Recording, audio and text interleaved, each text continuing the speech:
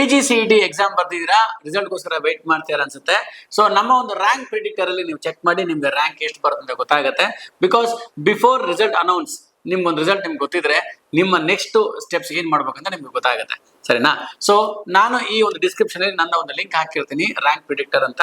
ಇಲ್ಲಿ ನೀವು ಚೆಕ್ ಮಾಡಿ ನಿಮ್ಗೆ ಎಷ್ಟು ಮಾರ್ಕ್ಸ್ ಬರುತ್ತೆ ಅಂತ, ಮತ್ತೆ ನಿಮ್ಗೆ ಯಾವ ಕಾಲೇಜ್ ಸಿಗುತ್ತೆ ಅಂತ ನಿಮ್ಗೆ ಈಸಿಯಾಗಿ ಗೊತ್ತಾಗುತ್ತೆ. ಮತ್ತೆ ಈಗ BCA ತುಂಬಾ ಮಕ್ಳಿದ್ದಾರೆ ಈ ಸಲ, ಮತ್ತೆ BCom ಮಾಡಿರೋ ಮಕ್ಕಳು ಕೂಡ ತುಂಬಾ ಇದ್ದಾರೆ. ಈಗ BCA ಮಾಡಿರೋ ಮಕ್ಕಳೆಲ್ಲ ನಾನು MCA ಮಾಡ್ತೀನಿ ಅಂತ ಕುತ್ಕೊಂಡಿದ್ದಾರೆ, BCom ಮಾಡಿರೋ ಮಕ್ಕಳೆಲ್ಲ ನಾನು MBA ಮಾಡ್ತೀನಿ ಅಂತ ಕುತ್ಕೊಂಡಿದ್ದಾರೆ. ಈಗ MBA ನಲ್ಲಿ ನಾರ್ಮಲ್ ಸಬ್ಜೆಕ್ಟ್ಸ್ ಎಲ್ಲ ಮೊದಲಿಂದ ಇರೋದು ಮಾರ್ಕೆಟಿಂಗ್ ಇದೆ, ಫೈನಾನ್ಸ್ ಇದೆ, HR ಇದೆ, ಮತ್ತೆ ಡ್ಯೂಯಲ್ ಸ್ಪೆಷಲೈಸೇಷನ್ಸ್ ಎಲ್ಲ ಇದೆ, ಕರೆಕ್ಟಾ? ಈಗ ಇನ್ನೊಂದು ಬ್ರಾಂಚ್ ಇದೆ, ಇದು ಸಪ್ಲೈ ಚೈನ್ ಮ್ಯಾನೇಜ್ಮೆಂಟ್ ಅಂತ. ಇದು ಒಳ್ಳೆ ಕೋರ್ಸ್ ಇದೆ. ಇದಲ್ದೇನೆ ನಿಮ್ಗೆ ಫಿನ್ಟೆಕ್ ಅಂತಿದೆ, MBA ಫಿನ್ಟೆಕ್ ಅಂತ. ಇದೇನಾಗುತ್ತಂದ್ರೆ ನಾವೆಲ್ಲರೂ ಕೂಡ ಕಷ್ಟ ಬಿದ್ದು ಕೆಲಸ ಮಾಡೋದಕ್ಕೆ, ದುಡ್ಡು ಮಾಡೋದಕ್ಕೆ. ಆ ದುಡ್ಡು ನಾವೆಲ್ಲಿರ್ತೀವಿ? ಬ್ಯಾಂಕಲ್ಲಿ ಇರ್ತೀವಿ, ಕರೆಕ್ಟಾ? ಸೊ ಒಂದು ಬ್ಯಾಂಕಿಂಗ್ ಸೊಲ್ಯೂಷನ್ಸ್ಗೆ ಮಾಡೋದೇ ಈ ಫಿನ್ಟೆಕ್ ಟೆಕ್ನಾಲಜಿ.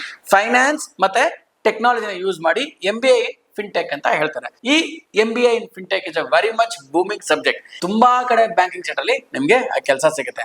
ಅಕಸ್ಮಾತ್ ಇದೇನಾದ್ರು BCA ಮಾಡಿರೋರು MBA ಇನ್ ಫಿನ್ಟೆಕ್ ಮಾಡ್ರೆ ಇನ್ನ ಸೂಪರ್. ಯಾಕಂದ್ರೆ ನೀವು BCA ನಲ್ಲಿ ಆಲ್ರೆಡಿ ನೀವು ಟೆಕ್ನಿಕಲ್ ಎಲ್ಲ ಓದ್ಬಿಟ್ಟಿರ್ತೀರಾ. ನೀವು ಮ್ಯಾನೇಜರ್ ಪೊಸಿಷನ್ಸ್ಗೆ ಹೋಗ್ಬೇಕು ಅಂತಿದ್ರೆ ನಿಮ್ಗೆ ತುಂಬಾ ಅನುಕೂಲ MBA ಇನ್ ಫಿನ್ಟೆಕ್.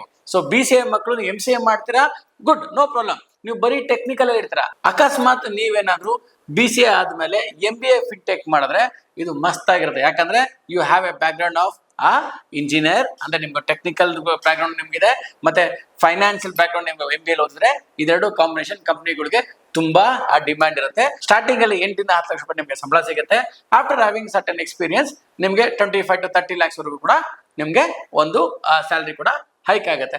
ಸೊ ಈ MBA ಫಿನ್ಟೆಕ್ ನಾನು ಮಾಡಿದ್ರೆ ಸರ್ ನನಗೆ ಎಲ್ಲೆಲ್ಲಿ ಕೆಲಸ ಸಿಗುತ್ತೆ ಅಂತ ನೀವು ಕೇಳ್ಬೋದು, ಆಯ್ತಾ? ಆ ಲಿಸ್ಟ್ ಹೇಳ್ತೀನಿ, ನೋಟ್ ಮಾಡ್ಕೊಳ್ಳಿ. ಮತ್ತೆ ಈ ವಿಡಿಯೋನ ಕಂಪ್ಲೀಟ್ ಆಗಿ ನೋಡಿ, ಶೇರ್ ಮಾಡಿ ನಿಮ್ಮ ಫ್ರೆಂಡ್ಸ್ಗೆಲ್ಲರೂ ಕೂಡ. ಬಿಕಾಸ್ ನಮ್ದೊಂದು ಸ್ಕಾಲರ್ಶಿಪ್ ಪ್ರೋಗ್ರಾಮ್ ಕೂಡ ಇದೆ.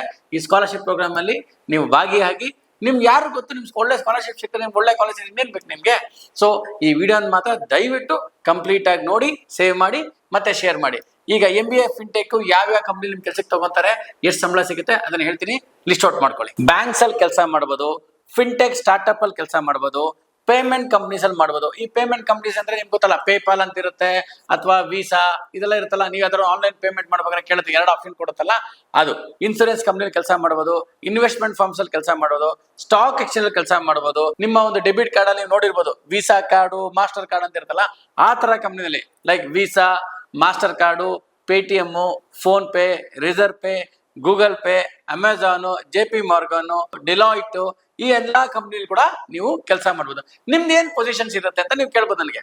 So fintech analyst, product manager, digital banking manager, business analytics, risk analytics, investment analytics, financial consultant, compliance manager, payment specialist, ಇದೆಲ್ಲ ಒಳ್ಳೆ ಪ್ರೊಫೆಷನ್ ಆಗಿದೆ. ಇದು ಒಂಥರ ಅಡ್ವಾನ್ಸ್ ಟೆಕ್ನಾಲಜಿ ನೀವು ಓದ್ತಾ ಇದೀರಾ. MBA ಮಾಡೋರು ಕೂಡ ಇದನ್ನ MBA ಇನ್ ಫಿನ್ಟೆಕ್ ಮಾಡ್ಬೋದು, ಅಥವಾ BCA ಮಾಡೋರು ಕೂಡ MBA ಇನ್ ಫಿನ್ಟೆಕ್ ಮಾಡ್ಬೋದು. ಆ ಕಾಲ ಹೋಯ್ತು, BCA ಮಾಡಿದ್ರೆ MCA ಮಾಡ್ಬೇಕಂತಲ್ಲ ಏನಿಲ್ಲ. ಈಗ ಈ ಕೋರ್ಸಸ್ ಮಾಡಿದ್ರೆ ನಿಮ್ಗೆ ಒಳ್ಳೆ ಫ್ಯೂಚರ್ ಇದೆ. ಯಾವ ಕಾಲೇಜ್ ಸೇರ್ಕೊಳ್ಳಿ, ಯಾವ ತರ ಕಾಲೇಜ್ ಸೇರ್ಕೊಬೇಕು, ಕೆಳಗಡೆ ತೋರಿಸೋ ನಂಬರ್ ಫೋನ್ ಮಾಡಿ, ವಿಲ್ ಗಿವ್ ಕಂಪ್ಲೀಟ್ ಡೀಟೇಲ್ಸ್, ಸರಿನಾ? All the best.